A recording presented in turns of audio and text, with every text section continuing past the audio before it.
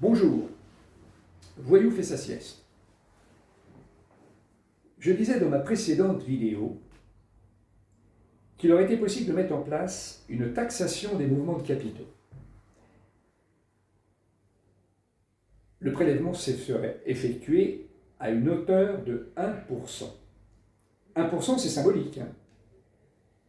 Ça nous fait penser aux 1% les plus riches, comme on dit. C'est une taxe automatique sur les mouvements de fonds, quels qu'ils soient, et au prorata de ce qu'on fait comme mouvement de fonds.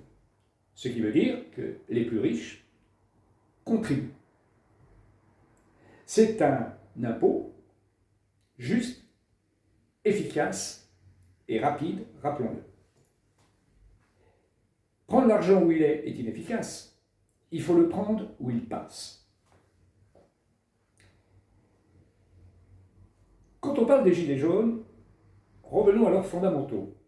Encore une fois, justice sociale, justice fiscale, pouvoir d'achat. Justice fiscale, on vient de l'évoquer à l'instant. La justice sociale est liée au pouvoir d'achat.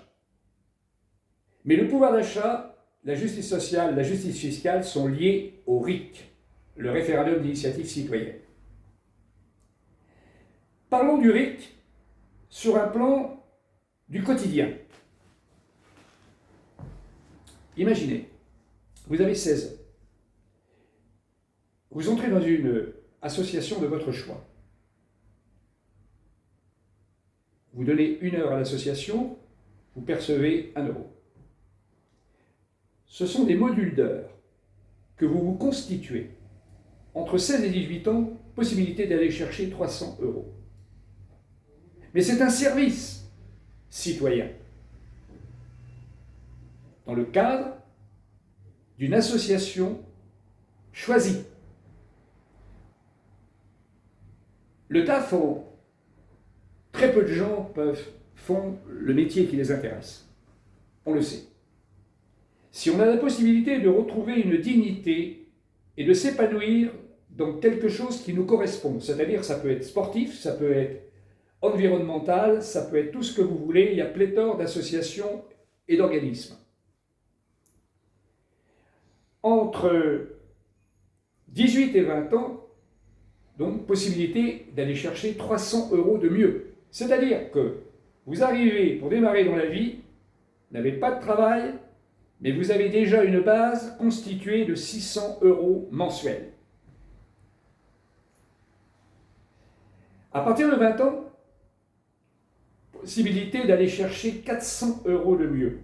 C'est-à-dire que, arrivé à la retraite, vous avez constitué 1000 euros mensuels.